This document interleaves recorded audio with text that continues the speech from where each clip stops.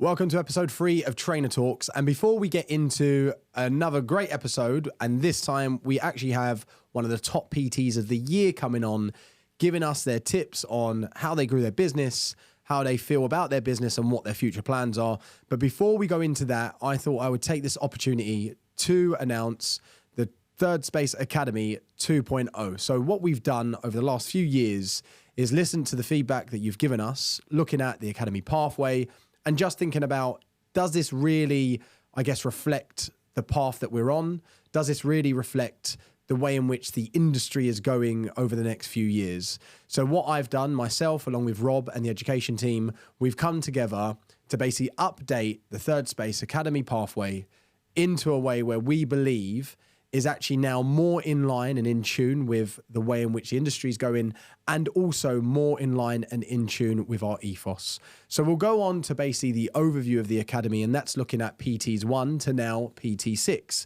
I would have given no prizes to anyone who would have actually guessed the name of the new module, as being as modules PT 1 to 5 are already there.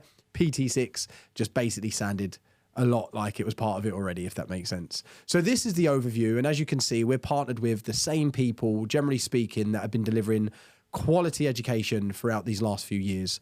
British weightlifting. We've also got Integra still with Michael Gordon coming in. We have Nick Jarvis coming in as well. And not only that, but of course, the Mike Boyle relationship still flourishes. And if anything, improves, especially into next year, with some news that I'll give you in Q1.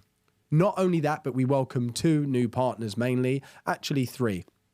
One of the main partners that you're going to see are Future Practice. For anyone that don't know Ollie Patrick, he is at the forefront at the moment of wellness. He looks at things like stress resilience when it comes to things like HRV, but also sleep science and breath work. We are bringing that in to our curriculum in 2025.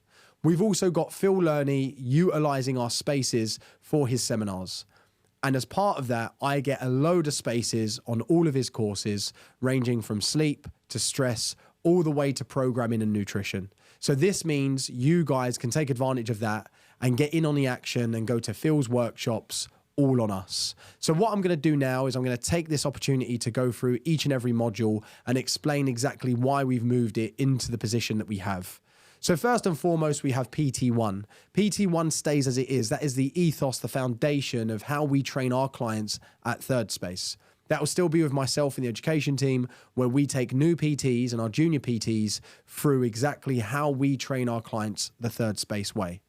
PT2 now changes. If you think about it, our ethos is training for life.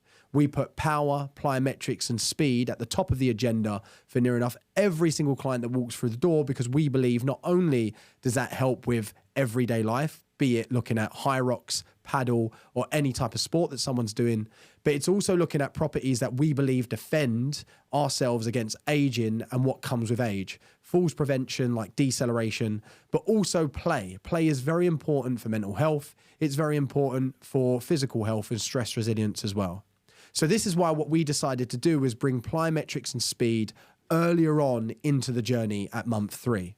Not only will you go through that with Darren and Lloyd, our main guys for that, but also for one day with myself and the 2 guys, we're also going to take our PTs through the Mike Boyle practical elements of his course. Now, we had loads of feedback saying, I loved the course, I love Mike Boyle's. However, I wish I learned about the cues. I wish I learned about his programming systems earlier on in my journey. So because we see that practical application being really important, we're bringing that in at PT2. And then PT3 becomes rest and recovery. This is where we start bringing in sleep science and also breath work, which aids sleep. So we're talking about box breathing and stuff like that. This aids sleep, as well as giving people the online learning for Mike Boyle so they can still gain that certification. We are still the only people in the UK that can deliver that qualification. So that now comes at month 6, where we're looking at rest and recovery, Mike Boyle theory, but also sleep and all breath work. At PT4, we saw the need to now bring in hybrid training systems. We're looking at mixed modality training. We're looking at power, marathon running, ESD, but also all of the different events that all of you guys love, which is like High Rocks, Athex, CrossFit. We have Johnny, who is in the education team, and he is the pinnacle of a hybrid athlete. He loves Olympic lifting. He loves training very well in that regard, but he also loves his endurance marathons. So he is the main person that will be taking you through not only how to practically deliver this stuff, but also how to program, how to periodize, and how can you bring this to all of your clients if that's one of their goals in 2025. At PT5, we have named this Wellness Within. Now, you'll see that stress resilience from Future Practice and Ollie will come in at PT4, but actually it might also merge into PT5 as well. This is where we look at nutrition and behavior change. This is what we used to do at PT2, but now it's more in depth. We've done loads of physical capabilities with our clients. We've gone through the third space way to speed, plyometrics, power, to mixed modality training, to the Mike Boyle method. And now what we're looking at is how do we bring this all together and how do we use nutrition as an aid for things like recovery, sports performance, and of course, wellness and body composition. Then at PT6 is our advanced module. We still have the 3 main modules coming in. Nick Jarvis on life coaching and looking at how can you bring coaching elements to your clients and what sort of, challenges are you going to see with clients when it comes to values and beliefs. We also bring in Michael Goulden, the guru of exercise mechanics, and he will still be coming in delivering exercise mechanics to all of our PTs at least once per year. And then, of course, we have our behavior change module, which will go into the advanced training systems and the advanced habit-based systems that you can use with clients. So going back to our overview of PTs 1 to 6, I truly believe that we had the best academy structure, if not in the UK, the world when it came to education in fitness. However, that bar is very low. If you look out there, we are probably one of the only people that do this. We are definitely one of the only people that do this with how much resources we've got and quality that we have. So it's very easy to rest on our laurels and say, we have the best education system. However, I reflected on it throughout this year, and I still believe we can be better. And I think doing this, not only bringing in a load of new modules and new content, such as sleep, such as stress, is going to elevate our offering, but secondly, restructuring it in a way that makes sense, I believe completes the package for 2025. So hopefully you guys will enjoy that. I am going to give a load of information to the fitness managers in regards to, well, where do you go next? If you were on the previous level 3 or PT3, where do you now go? Where do you slot in? My agenda on this is not to prolong your development. So do not panic, do not worry. There will not be any extra months that you need to complete.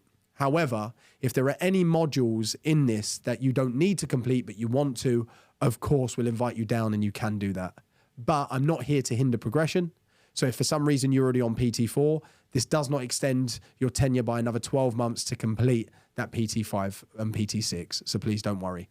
FMs will deliver that probably in the new year to you guys, where you can start booking on to these new modules, as well as our quarterly rotating workshops. We will have that calendar out at the same time, definitely before you go away for Christmas, ready for bookings in January. So I guess I just wanted to kick off with a little bit of a recap of October. Now, this might be getting a little bit boring, but last time round I was eulogizing about how many more sessions we'd done in September than ever before.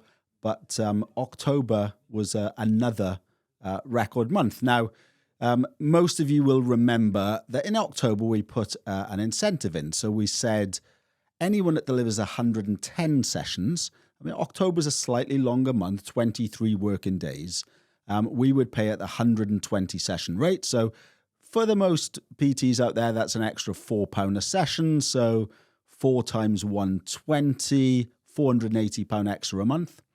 And we also said that any PTs that delivered 120 sessions, we'd pay an extra £3 a session. So 3 times 120, and lots of PTs did way more than that, would be an extra 360 a month. So those incentives definitely seem to have worked. So we had, I'm just checking here on my iPad, we had 58 personal trainers doing 100 or more. That's a record. We had year-on-year growth, you've heard me talk about that before, of 29%. So that's 29% more personal training sessions in October this year than last year. That's phenomenal growth in our like-for-like clubs, really is world-class growth. And in total, we delivered 15,534 sessions. So easily a new record in third space. Every month we're going to read out the top personal trainers. So it was David Watson Marylebone, 145. David Griffith Moorgate, also 145. Connor at Battersea, 148. Blaine Mayfair, 184. And top of the tree, Bernhard, with a company record of 209. So phenomenal performances by those 5 personal trainers. And some shout out to some new PTs as well, actually. So we've got Jessica from Moorgate, who delivered 123 in only month 3. Phenomenal work. Alicia from Canary Wharf, 114 sessions in month 3. Zoe, also Canary Wharf, 125 in month 4.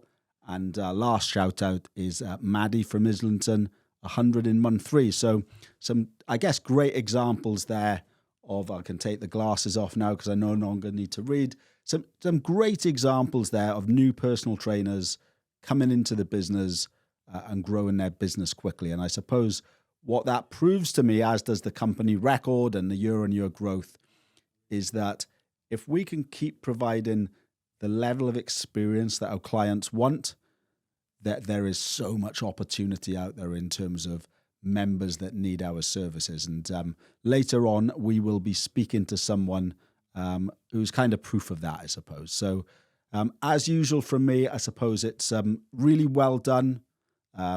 Thank you.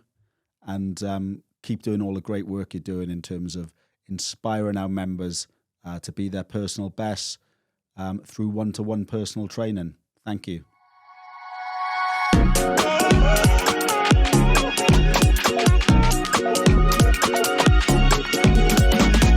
Welcome to Trainer Talks. It is December for you guys, November for us, but it's a December issue of Trainer Talks, which means we're kind of looking at the last year, going into next year, looking at what developments are we going to make. But not only that, we're also looking at performance in the last year. So myself and Rob, we thought, what a better way to do it than bring in someone who is trying to take the crown. I think he's already taken the crown a bit now. He's got the crown now of most sessions delivered by a PT, not per month, but entire year maybe. I think we need to double check that. We need to... In a month, yes. In a month. We need to check the scores official on the year. And unofficial. Official and unofficial. Oh, yeah. there we go. So we need to see if he's taken the old crown holder or the old trophy owner of Darren Bruce. So we need to see. And that is Bernhard. Welcome, Bernhard. Welcome back, Rob. Thank you. Welcome to the podcast, Bernhard. Nice to see you. Good to be here. Nice. Awesome. So let's just first of all start, Bernhard. Tell us, everyone wants to know this, numbers-wise, kind of what you're at. What have you done in the last year? Last year, about 1,850. 1,850? Give or take. Okay, give or take. And we're only 11th month of the year, so that's pretty decent. So your average session run rate is what, like 170, 180 a month? It's about 170 now. 170, 180. Have you gone on holiday? Have you? No. Okay. No. It's I was very specific when I started. I wanted to hit 168 a month. Blew straight past that.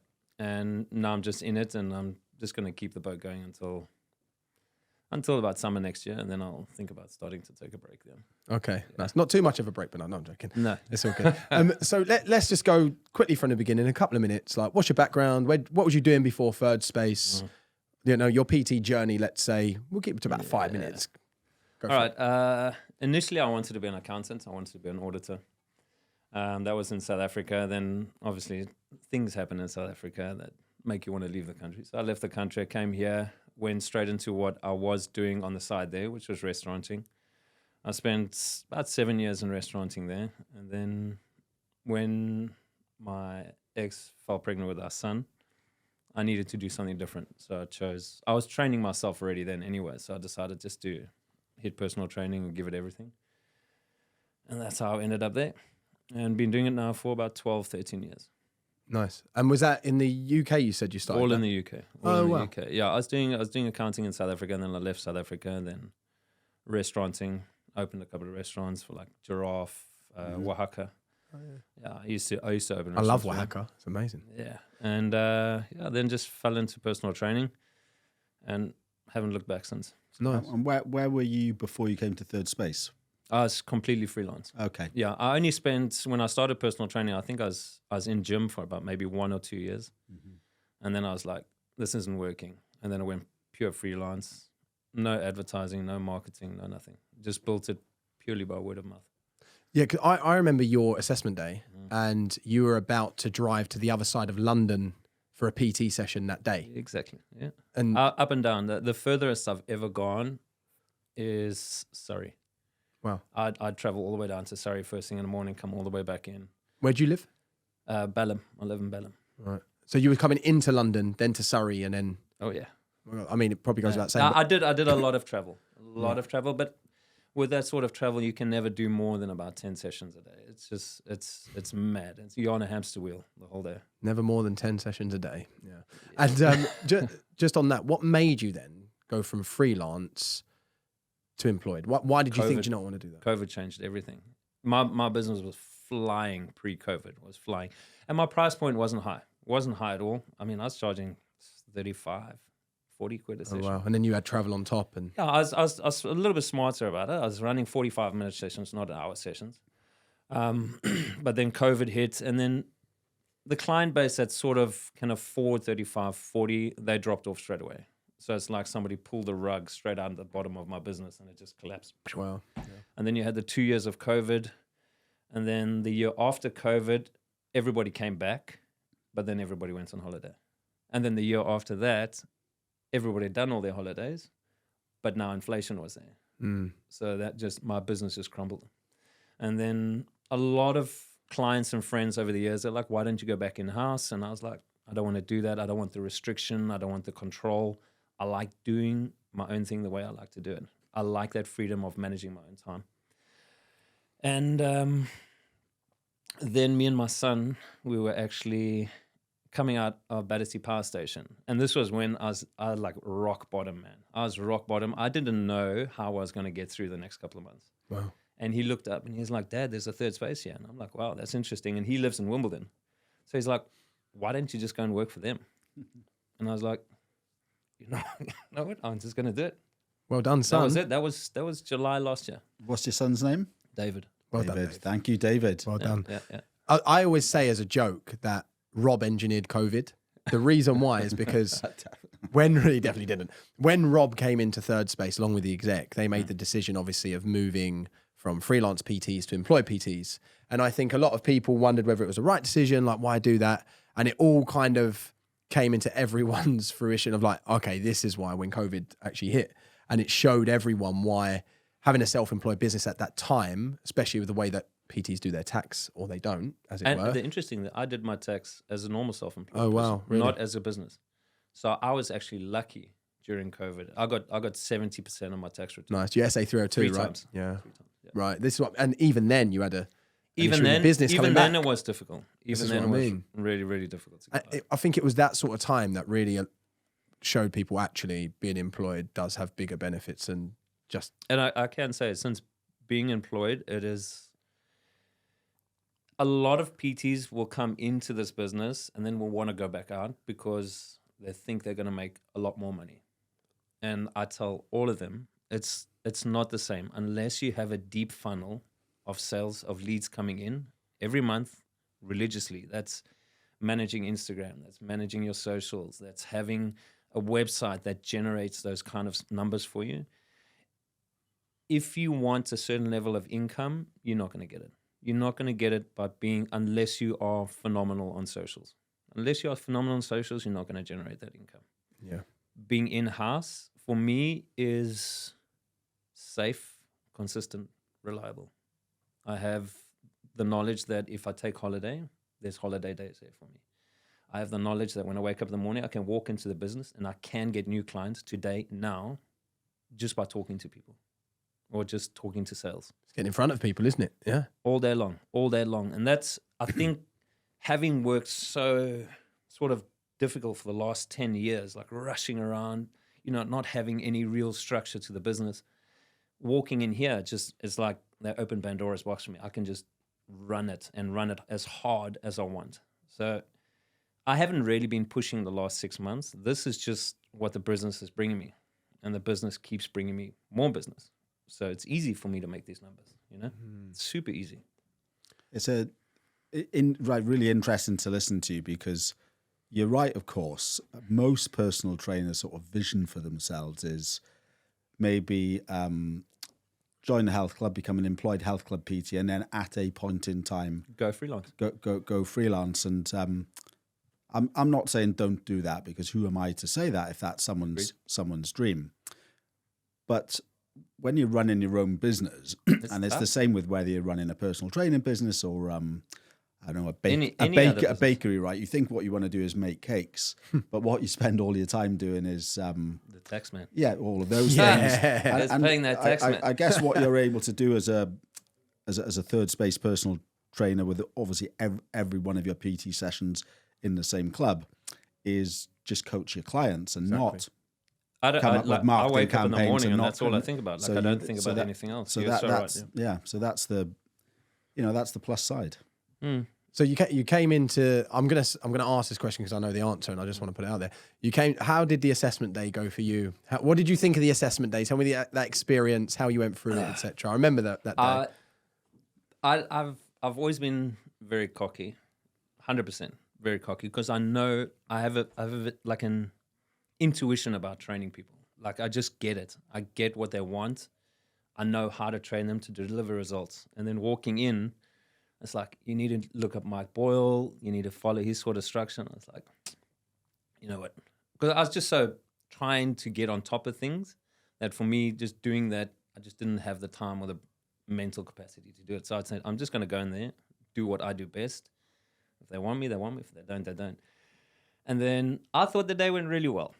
I know Mikey, he's the FM at Battersea now. So he was like, listen, maybe you don't want to do that. Maybe think about this. Ask me a couple of questions. And I was giving it back to him as much as he was giving it to me. I was listening. Yeah, and then I got the call. I walked out of it and I was thinking, you know what? There's a lot of smart guys there. And I valued that, especially in Mikey. I was like, you know what? This dude, he knows his stuff. He knows his stuff.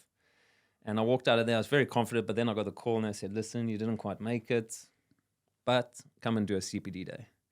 And then I was a bit bummed because I was like, how? How did I not? Because I felt so strong in it, right? I felt like I knew what I was doing. And then I was like, you know what? I'll just take it. I did the CPD day. And that's when I realized what I'd been lacking a lot of during my whole career is you need some sort of structure there. You need a process which, even if you use that process and that structure lightly, it makes a huge difference to your ability to run sessions effectively. And I use that process today now, and it just makes my entire ability to do a lot of sessions back to back easier. Because I'm not doing what I did before, winging it based on how I felt, how the client made me feel about themselves on the spot. Like, I was like, okay, this is the framework based on what they're going to bring to the table today, based on how I feel about how I want to train them. I'm going to operate within that framework. And that's how I run every single session. And that's how I can run back-to-back sessions for a whole day without stopping. Because I hear this consistently all the time, where PTs will go, you can't do more than 100 sessions without quality. And one of the guys at my place, Greg, he's an old boy in the business, and he said that to me several times. He said, "How can you ensure that the quality you're dishing out is sufficient?" And it must be, because my retention rate is very high, and I'm full. I think as well, if you measure quality of a session, the quality of the session is not determined by the most scientific exercise that you deliver. It's just not. No. The quality of the session is determined by the experience that you give to your client as you coach. Yes. Because your process, because what you're saying is amazing in regards to, you need a system, you need a process, whether it's a Mike Boyle process or, it doesn't matter if I have 100% optimal process system, you have 50%, and my coaching is only 50% optimal, but yours is 100%. And I've watched you coach when I've come to Marylebone, and I've seen on the sort of schedule, you've had 8 clients before, but I couldn't tell the difference between your coaching from session 2 to session 8. Yeah. So you're consistent in your coaching, which is then creating that bubble with your client to be like, oh, he's with me, he's not away. Yeah. And I think that's what, personally, is what quality comes down to. and it's hard because you have to be on point for Yeah. that entire hour. And You have how to be can on you point? how can you be on point if you don't have a structure and a program in mind for the next 6 months that's easy in your head to be like, well, I know where we're going with it. I've got to worry about that. Because in my head now, I'm thinking already. It's mobility, a bit of power, but it's strength and conditioning, and then the finisher, and that's it. That is my process right there. And then I just fill in the spaces with. It's a great process, Bernhard. Things that they might, Wonder who things came that up they with might need. You know. Yeah. So yeah, it's it's been really good, man. It's life changing for sure. And I know a lot of people will hear that and be like, "How can it be life changing?" And it's like, you should have seen the way I was living before, man. And that's the life of somebody who's completely independent. You think you're going to have time, and you have time, but it's hard to use that time if stuff isn't coming in. You know what I mean? There'd be time. I'd spend so much money in Starbucks over the years, just sitting there trying to figure out how to get the next person on the books. And that's the reality of the situation, right? But in here, I just walk in and I speak to everybody. I speak to other trainers' clients. I speak to everybody that comes to the door. I'm on reception. I'm in the lounge. I'm on the floor. Everybody in the gym knows me. And I want everybody to know me because that makes my job easier in picking up new clients. Yeah, because that's what I looked before I came here today. I just wanted to see, is there a disproportionate amount of leads? Are you getting loads of leads and stuff like that? And it isn't. If anything, compared to some other PTs in your club, you've actually got less. So how are you drumming up this? Because even there was points at Marylebone that you said they didn't do an intro pack. So how are you We don't doing do it? intro packs. No, that's what I mean. Yeah. So that's what I was like, what? And so how have you, without intro packs, what are you putting down to you being successful? Like, what is it that you're doing that most PTs don't do that you see around you? Off the bat of it, the thing that I think I do that a lot of other PTs don't do is that I bring the intensity of I'm focused on this person right now. When I'm training around other trainers, my tone goes up, my volume goes up, my intensity goes up instantly. I want everybody to know that this person is being trained by me. There's no other trainers in the business except me. And when they walk through the business, new leads, new potential members for the club, I must be one of the things they remember the most. And in the beginning, I was all about emails and calls, and that really worked. It really worked because I got a lot of clients from that. But if I look at my client base now, most of them come from people walking up to me, asking to be trained by me. Other clients from trainers who've left the business, other clients from trainers who are in the business. That's what makes up most of my client base right now. Not my calls, not my leads. But if anybody new starts, that's where you go. You make 100 calls, you do 20 comp sessions, you get 4 clients. That's the way you go. And you do that until you are at the level you want to be. Like I said, my target was 168 sessions a month. Has that always been your target? I needed to do. Oh, is that what it was from the beginning? You had that in your mind. 168 Interesting. sessions a month. You did the maths, worked it out. Oh, yeah. Right. Otherwise, my finances wasn't going to work and third space wasn't going to work for me. So that was my goal. And I put everything aside to achieve that. I walked into the business. No one was really doing evenings. No one was really doing weekends. I was like, that's where I'm going to get money. And I pulled in there. And because of that, people were like, you're the only guy here, I'll take you. And then it became, you look interesting. Somebody referred to me the other day. It's like, I like the old guy over there. He looks like he's really, he's really focused on his client. I think I want to train with him. So for the first time, I became the old guy. Yeah. But I got the client. There's some great stuff in there. I think the first thing is, I'll say this to every personal trainer, that the amazing thing about being a personal trainer is as you're delivering the session to your client, you're obviously getting paid for that session. But at that moment, you're also advertising your services to every other single person in the club. So everyone's looking at you.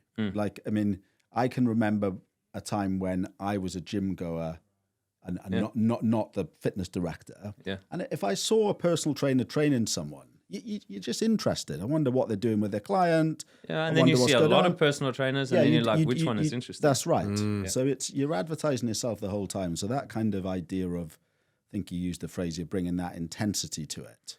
And there's this sense of, and Marylebone's a smallish club, so if you're carrying yourself in a certain way within reason, every member knows you're there. Exactly. So it's an amazing opportunity to be that person that all of the members know, all of the trainers know, and at least from your perspective, you're one of the go-to people to train with. And it gives people a sense of comfort. Like, if I'm going to spend £100, who's going to give me value? And it's the guy who's the most focused, the guy who seems like he's all over it like a rash. He's pushing the client hard, but not making you like afraid to sign up with him. The client looks like he's enjoying it, or she's enjoying it. The trainer looks like they're enjoying it, and they're like, I want some of that. And then they'll buy into it. And like, just talking about this now, and it is when I go into a comp session, and that's what I love doing. And I tell all the new trainers, do comp sessions. Do as many comp sessions as you can. If your target is 30 sessions a week, you have to, excluding the paid sessions already, the rest of those hours need to be filled with comps. That's how you start. And then you fill those hours up. But the comp, don't look at it as like, I'm going to sell somebody, because you're not selling. You're interviewing. You're interviewing for a job, and your job is their trainer. And that's my like, I never go in trying to like sell 2-3 sessions a week, like, oh, what's your pushback? Why can't you do this? Why? I don't do any of that. You don't do any sales tactics or Zero. No, yeah. It's just Zero. value. I'm like, what do you want? This is what you want. This is how I'm going to get you to what you want. And then I show them. So if you compare me to other trainers, I never talk a lot to my clients. I don't even do the in-body. You're not going to like that, but I never even use the in-body. The in-body for me is something that's a day one session, the first paid session. Absolutely. That's in-body there. The first the comp session for me is my interview for the position. Yeah, train them. And I go in, guns blazing, tell me what you want, tell me a bit of your injury history, a bit of your training history, and I do that all while they're walking on a treadmill for 5 minutes. Once I know that, then it's straight into a full session. Full session, all the bells and whistles, even more than that. And I talk them through everything. I drop education on them. I tell them I'm not here to train you. I'm here to educate you, because I don't want you long term. I want to get you to where you need to be and make sure that even if I'm not there, you can still do the job on your own. That's it. Yeah, and people even, love that. And you said that we weren't like, don't do the in-body. If anything, that's probably the thing you shouldn't do in a comp session anyway, because that's going to waste 15, 20 minutes or near enough the whole session. That's not showing your skill. And we also know that when someone exercises, endorphins, all of that, they're going to feel good at the end of it, rather than feeling bad. Someone who's overweight stepping on an in-body in their first comp session, are they going to feel good or bad about that result? Maybe we want to make them feel good for the sale. So actually, maybe we should train them. And then when you get to that first session, that's where the in-body comes in. Yeah. That's where you seal it. Yeah. Now I'm like, this is where you are now. Don't worry about the numbers. We're only looking at muscle. We're looking at fat. Forget your weight. As long as I do my job correctly, muscle will go up, fat will go down. Every week, every Monday, and I have this with every single client, every Monday is weigh-in day. Every single Monday. It keeps them focused, keeps them on check. Can't we do Fridays? No, we never do Fridays. We always do weigh-ins on a Monday. Suppose that goes back to you having your system, right? 100%. And yeah, the amount of times I've heard Josh talk about you need a structured process to enable to deliver lots of sessions. So, we did not make him say that. No. Right. So I loved hearing that, because having a structured process as a personal trainer, firstly, it ensures the quality, which drives the retention, which you've referred to. But secondly, it just saves time, and therefore it allows you to deliver lots of sessions. So I think sometimes one of my answers to PTs and I hear this quite a lot, anyone that delivers more than X number of sessions can't be delivering quality. My retort to that is, one, if you've got a structure, you can deliver lots of sessions. And the second is, I think it's possible to deliver a lot of sessions in 1 month and it not be quality. Oh, yes. It's possible, right? Very possible, yeah. If it's not, those numbers will drop because client retention will come down. And we've had personal trainers in the past. I will not mention names because that's unfair. I can think of one personal trainer we used to have at City that did that, Josh. I know. We both know who we're talking about. But if you're the sort of trainer that's delivering high volume sessions month in, month out, like you are, like Blaine is, like off the top of my head, Glenn Parker is, at Canary Wharf, like Darren Bruce, then the quality must be good. Exactly. Because you're retaining the clients, and the quality, the judge of the quality is the client. Yep. Not And if Josh walking around going, is it a perfectly technically good program? Although I'm sure that it's technically excellent in any case. I think some of the pushback that I usually get from structure all the time is it must be cookie cutter. It can't be personal. And the way that I usually go against that with PTs is go, well, first of all, are they all human? So generally speaking, they've all got the same goal, really, in the gym. And I do this on PT1. All PTs know this.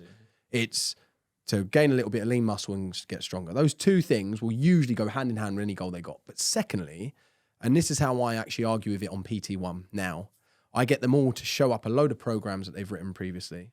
And I guarantee you, for nearly every client in the last 2 years, for an upper body push, you haven't programmed more than 5 exercises anyway. You haven't. Across 20 clients, there'll be a mixture of 5 exercises per movement. Exactly. Yeah. And actually, the cookie cutter system comes in exercise selection, kind of. We can only all do a horizontal push or a vertical push.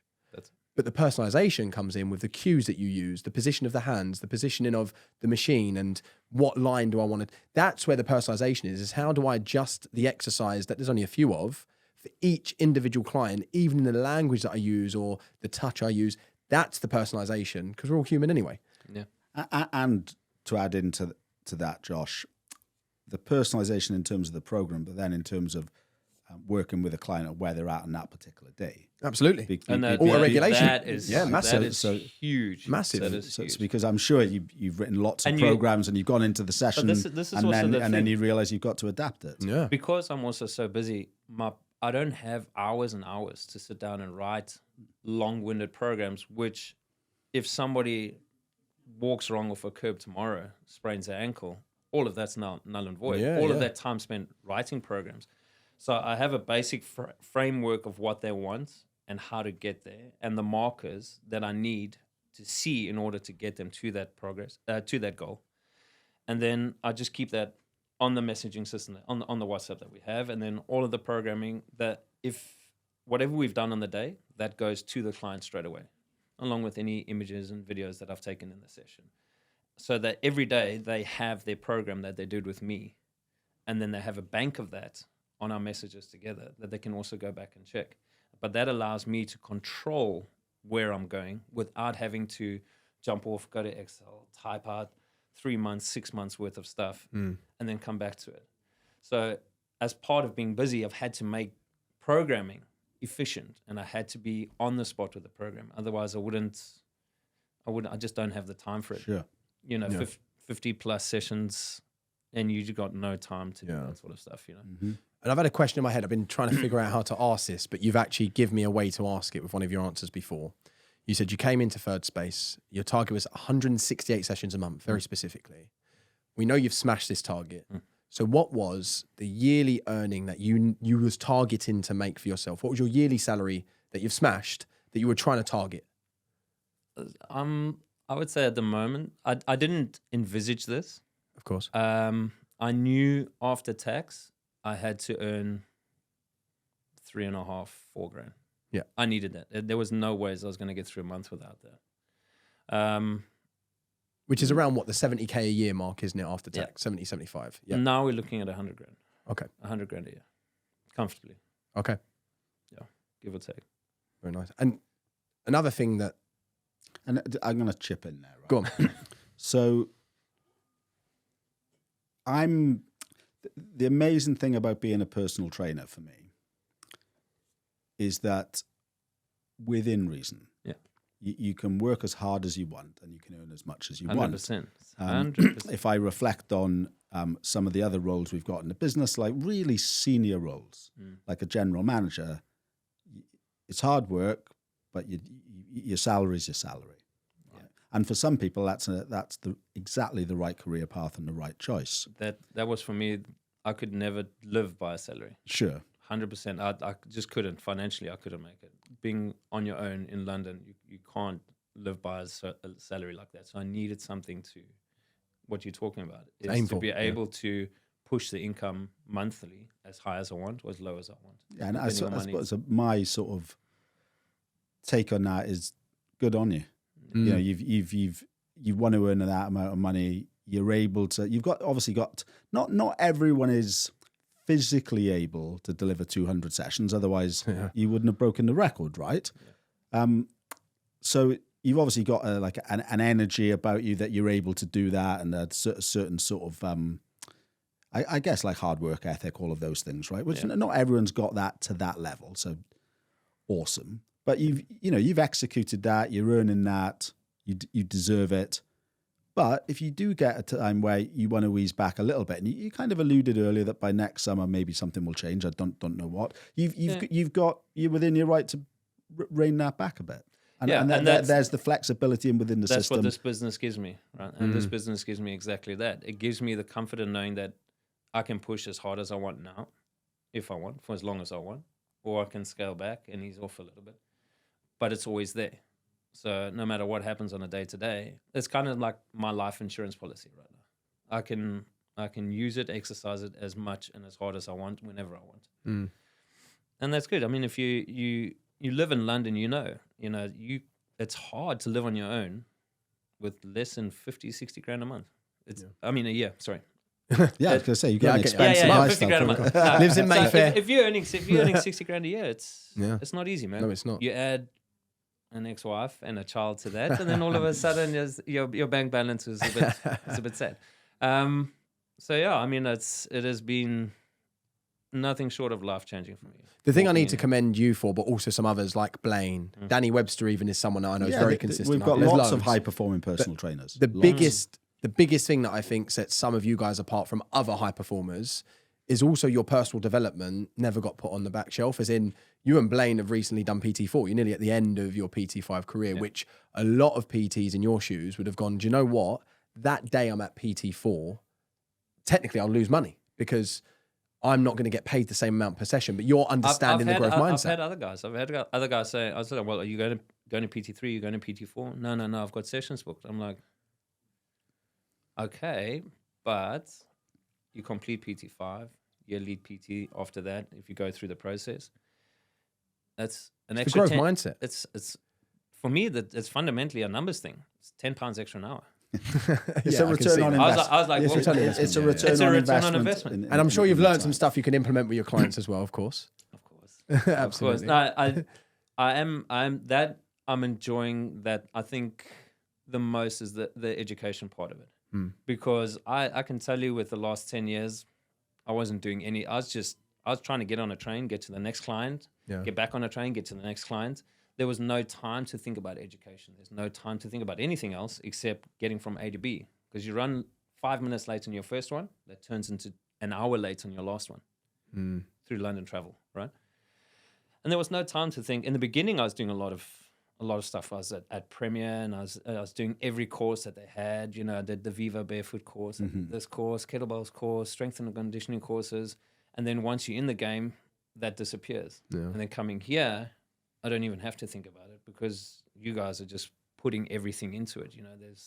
And I'll be honest, like Mike Ball, I didn't know Mike Ball. I didn't know of anything. I know what I'm doing, and I'm going to do it as hard as I can until the wheels come off. And then that's when I walked in here. And nice. I love that. I love the education part because it makes what I do fresher.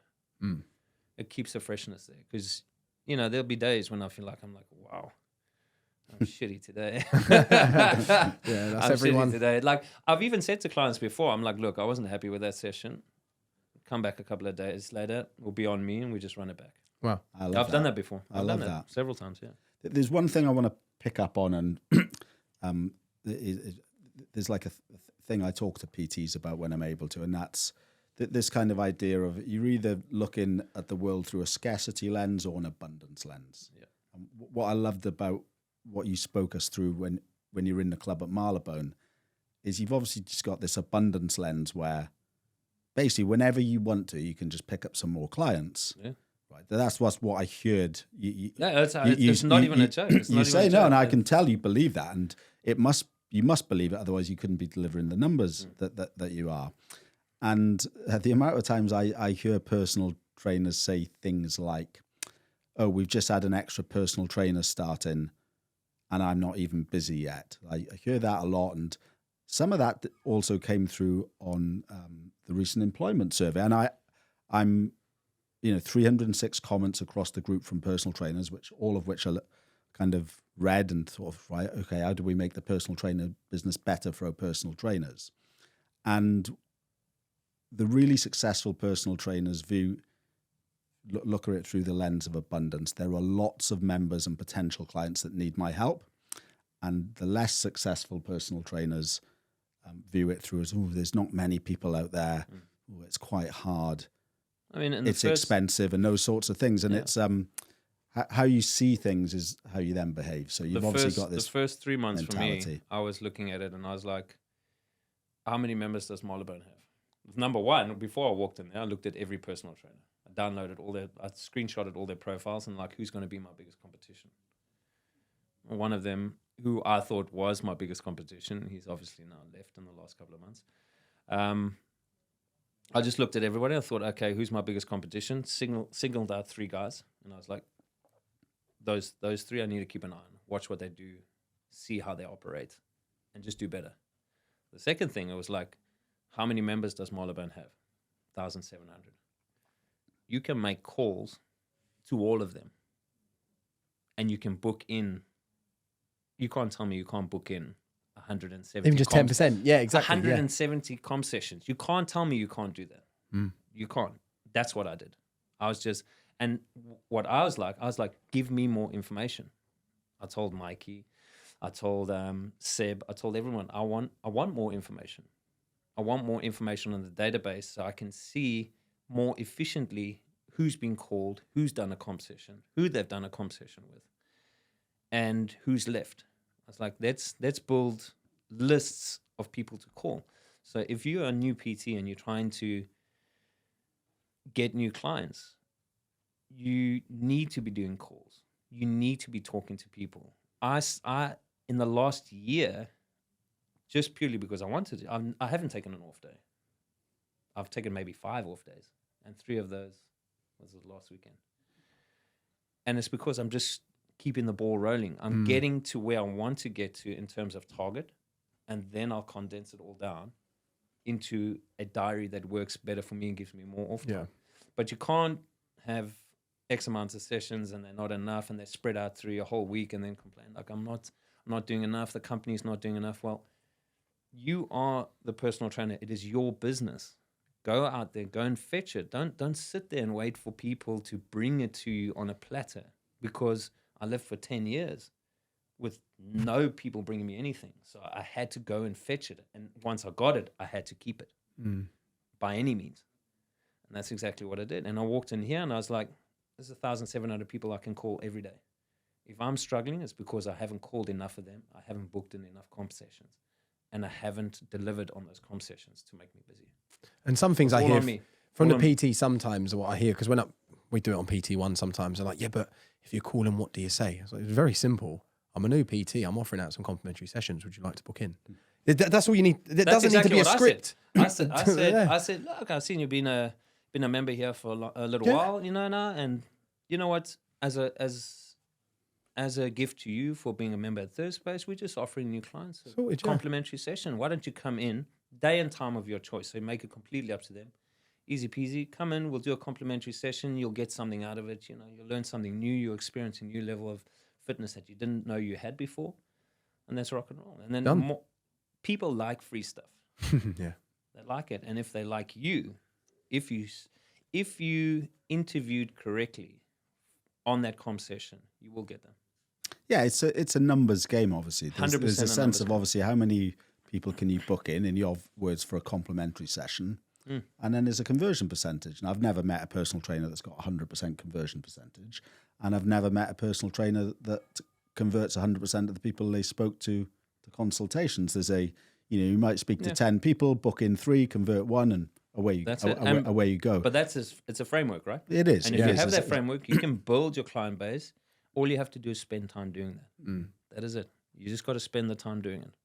I mean, at the moment, we've grown the personal training business now across the 12 clubs, soon to be 13 when Richmond opens, to pretty much 9% of our members are having regular personal training in a month. So to put into perspective, that's 91 in 100 that are not. So the bit I kind of, hard to disagree with you on anything because you're performing so well and you've got your structure, is I just don't think it's necessary to look at other PTs and think, what's my competition? Because there's 91 in 100 members that have no personal training. That's true. That's true. That's your true. system. And I mean, by the way, It was like that for me in the beginning. sure, and Yeah. I get that, and I think there's absolutely no harm at all in going, who are the best personal trainers in this team, and what's their process? What do they do? Because I can kind of, there's a bit of benchmarking and SWOT, isn't it? That's well worth doing. And if I was a personal trainer coming into Marylebone, I'd be looking at you going, what's he doing? But 91 in 100 members are, as we speak, don't have a personal trainer.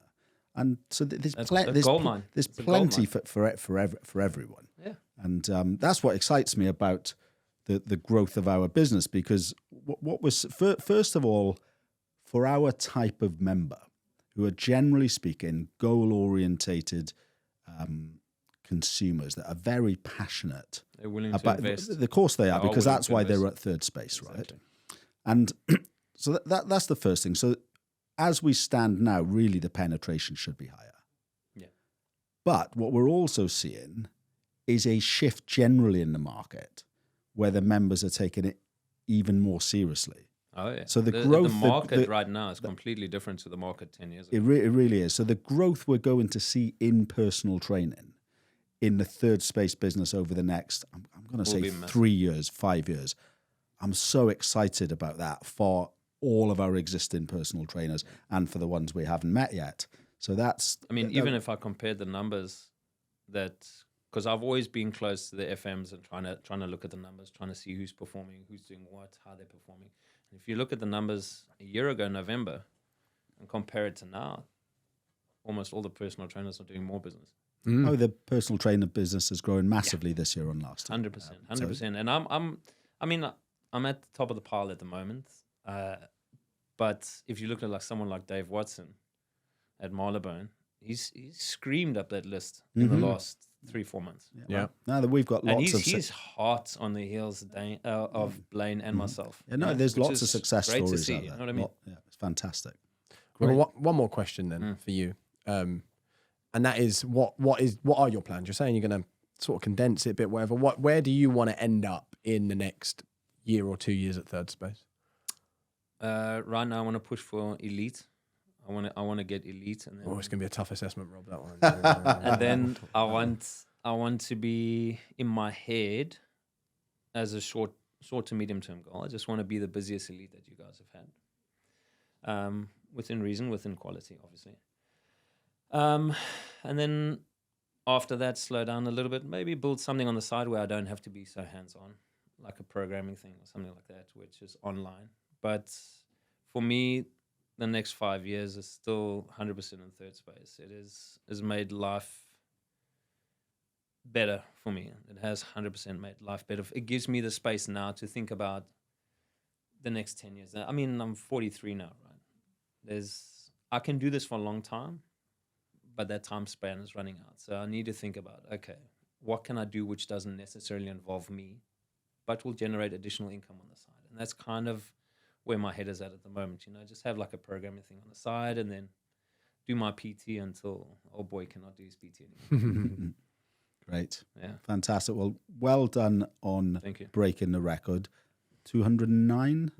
209. 209? I mean, I need to reconfirm with Mr. Darren Bruce, but No, I think I'm pretty you've sure he broken it, told yeah. me. He keeps on I'm saying pretty you sure he haven't, told me it but- was 208, but the big number to break, which I told him I'm chasing it, is whatever he's done in a year. Yeah, that's my next. I'll tell him one hot day don't make a summer, mate. It's all about the year. That's what he told me. That's what he told me. It's all about the year. I think one thing just to mention to sort of round off the podcast is Rob definitely doesn't expect all PTs to be doing 209 sessions a of month. course we don't. I But there's don't a expect- lot to learn from how you've got there, because we've got PTs that may want to nudge the needle from 80 to 100 or 90 to 100 or 110 to 120, and that's where they want to be, and they're trying to figure out, well, how do I do it? And I think there's a lot of stuff that you've actually mentioned that, by the way, isn't hard. It's not at all. It's not hard. You're just doing the basics extremely well, basically. Yeah. Which You just got to be focused on every session.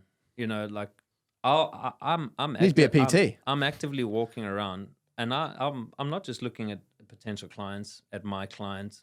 I'm looking at other trainers as well, all the time. Like, what are they doing better? What are they doing worse than me? Right. And the worst things is if you're looking at a trainer train somebody and they just look, they're just standing there like this, or they're just chilling, or they're on their phone and they're not engaged. That is the first place you can make a difference. Be engaged, be on it, make sure everybody else knows you're on it. Mm-hmm. And if you're on it, just purely by being on it, you will make more business from it. That's it.